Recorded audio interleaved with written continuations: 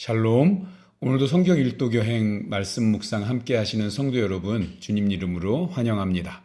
찬송가 212장 겸손히 주를 섬길 때 함께 찬송하겠습니다.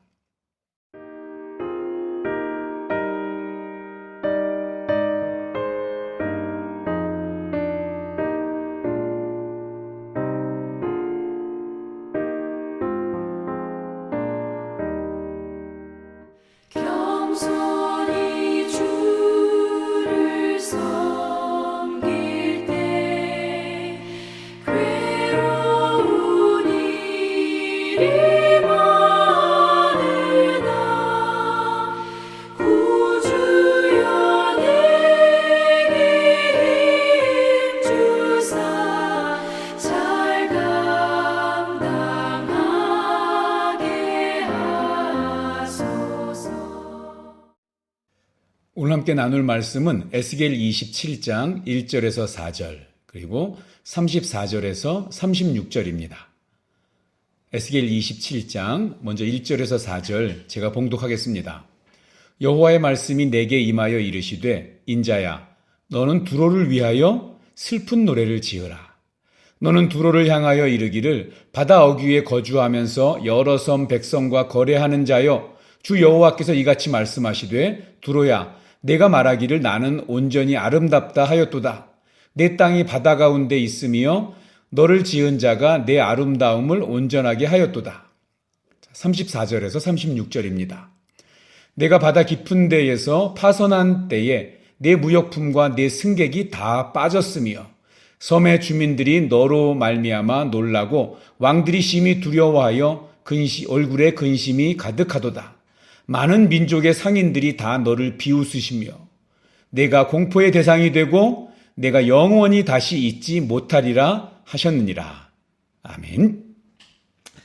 우리 에스겔서를 지금 여행하고 있죠. 자, 에스겔서의 첫 번째 부분인 우리 1장에서 24장까지는 예루살렘에 대한 심판의 예언입니다.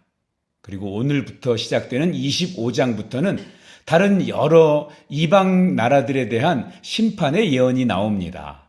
그리고 우리 33장부터 48장까지는 이스라엘의 회복 그리고 우리 새 성전에 대한 그러한 예언입니다. 이 에스겔 선지자는 25장부터 32장까지 16개의 민족에 대해서 예언하고 있습니다. 나라로는 7나라입니다. 요단강 건너편, 요단강 동편에 있는 암몬, 또 그 아래에 있는 모압, 또 그 밑에 에돔, 그리고 지중해 쪽의 남쪽 블레셋, 지중해 해변의 북쪽 두로, 시돈, 그렇게 한 바퀴를 돌고요. 그리고 저 밑에 있는 애굽에 대한 예언입니다. 열방 심판에 대한 이 첫 번째 부분인 25장에서 암몬을 위시해서 이스라엘의 가장 가까운 나라였던 이 모압, 에돔, 그리고 블레셋에 대한 하나님의 심판이 선언되고 있고요. 그리고 그 뒤를 이어서 26장, 27장, 28장은 두로와 시돈의 멸망에 대한 내용입니다. 사실 에스겔이 정말 두로를 사랑해서 26장, 27장, 28장 이 길게 애도하는 것은 아닙니다.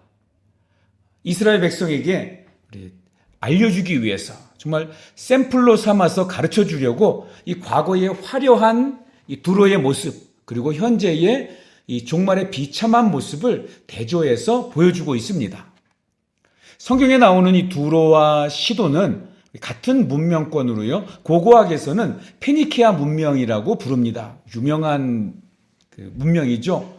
장사의 신이라고 불리는 사람들인데요. 지리적으로 이 지중해의 요충지에 위치하고 있습니다.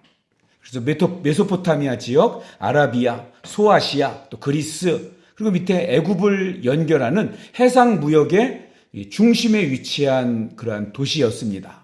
이런 지리적인 이점으로 이 두로와 시돈은 아주 활발한 해상 무역을 통해서 어마어마한 부를 쌓을 수 있었습니다. 주변의 강대국으로부터 자신들을 보호하기 위해서 굳건한 성을 쌓고요. 또 막강한 국방력을 다졌습니다. 그래서 그 무시무시한 아수르와 강대국 바벨론도 이 두로는 점령하지 못했습니다. 이 두로는 무역으로 막대한 부를 축적했고요. 그래서 28장 13절에 이렇게 자랑하고 있죠. 내가 옛적에 하나님의 동산 에덴에 있어서 각종 보석 곧 홍보석과 황보석과 금강석과 황옥과 홍만호와 창옥과 청보석과 남보석과 홍옥과 황금으로 단장하였으며 내가 지음을 받던 날에 너를 위하여 소고와 비파가 준비되었도다. 정말 난데없이 에덴 동산과 비교를 할 정도입니다. 이 두로 왕이 누린 이 부유함과 영화로움은 에덴 동산과 비교해도 손색이 없다는 것이죠. 돈만 많은 것이 아니었습니다. 이 과학기술도 발전했습니다. 27장 8절 9절입니다.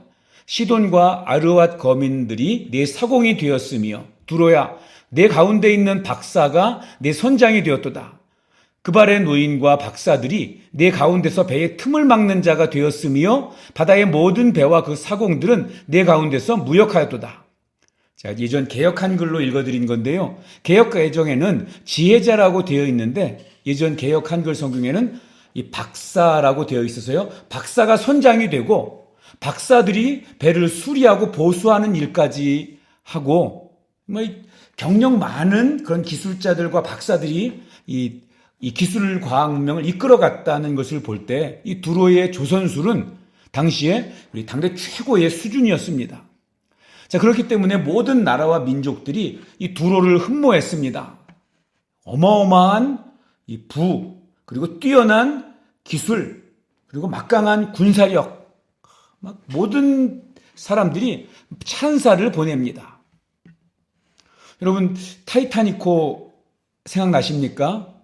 당시 세상에서 가장 튼튼하고 아름답다고 생각했던 영국의 거대한 우리 프리미엄 여객선이었죠. 사람들은 이 타이타닉호는 침몰하는 것이 불가능하다고 말할 정도였습니다.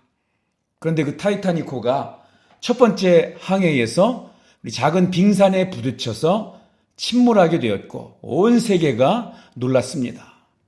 그 배에 탔던 사람들은 아무도 예상하지 못한 채 갑작스러운 죽음을 맞이하게 됩니다. 두로는 어쩌면 당시에 화려하고 영화로울 것 같던 고대의 타이타닉호와 같았습니다. 그런데 어떻게 됩니까? 멸망의 길로 갑니다. 에스겔 26장부터 28장의 내용은 이 두로의 심판과 멸망을 이야기하는데요. 다른 지역에 대한 심판의 내용보다 그 내용이 훨씬 더 긴 것을 보더라도 하나님께서 얼마나 엄중하게 두로를 심판하셨는지를 우리가 알 수 있습니다. 역사적으로 두로를 살펴보면 두로왕 히람이 유명합니다. 두로왕 히람. 다윗과 솔로몬 시대의 두로의 왕이었죠. 이 다윗 솔로몬과 친밀해서 이스라엘이 성전 건축할 때 그리고 왕궁을 지을 때 당시 가장 좋은 제목이었던 백향목과 또 그것을 다룰 전문적인 목수들을 보내주기도 했습니다. 두로는 이스라엘과 함께 황금기를 맞이하죠. 그러나 그 이후부터 문제가 생기기 시작했습니다. 히람이 죽은 후에 그 아들들이 서로 반목하고 반역하느라고 왕이 자꾸 교체되면서 국력이 쇠합니다. 그리고 100년쯤 후에 우리 엣바알이라는 아주 악독한 왕이 등장하는데요. 그 엣바알의 뜻은 바알과 함께하는 자입니다. 원래는 제사장이었는데 왕을 죽이고 자신이 왕이 되었습니다. 엣바알이라는 이름 요즘에 들어보신 적이 있지 않습니까? 예. 그 딸 때문에 더 유명하죠. 그럼 기억나실 것입니다. 그 딸이 누굽니까? 이세벨입니다. 그는 아합 왕의 왕비가 되었고요. 그리고 바알과 아세라를 숭배하는 데 앞장서서 북이스라엘을 우상의 소굴로 만들어버립니다. 그리고 엘리야 선지자를 죽이려고 했죠. 우리 본문에서 살펴볼 수 있는 두로의 가장 큰 죄악은 우리 3절에 나와 있습니다. 너는 두로를 향하여 이르기를 바다 어귀에 거주하면서 여러 섬 백성과 거래하는 자여 주 여호와께서 이같이 말씀하시되 두로야 내가 말하기를 나는 온전히 아름답다 하였도다. 스스로 내가 완벽하게 아름답다 이렇게 일컬으면서 굉장히 교만한 상태에 있었던 것입니다. 하나님은 그런 두로를 향해서 에스겔에게 말씀하시죠. 두로를 위해서 슬픈 노래를 지으라. 스스로는 나는 완벽하고 나는 온전히 아름답다 이야기하지만 하나님 보시기에는 슬픔의 대상이라는 것입니다. 사람들은 화려하고 부유하고 아름답고 크고 웅장한 것을 좋아합니다. 하지만 그 속에 하나님이 계시지 않으면 결국 바다 모래에 묻혀버린 두로의 영광처럼 사라져버립니다. 하나님과 관계없는 번영, 하나님과 상관없는 성공은 오히려 멸망의 올무가 되어버립니다. 왜냐하면 진리를 보는 눈을 가리기 때문입니다. 사랑하는 여러분, 오늘날 두로의 영화는 아무도 기억하지 않습니다. 시작보다 끝이 중요합니다. 우리의 마지막을 어떻게 아름답게 빚어갈지 묵상하면서 오늘도 자신을 돌아보는 그런 한 날이 되었으면 좋겠습니다.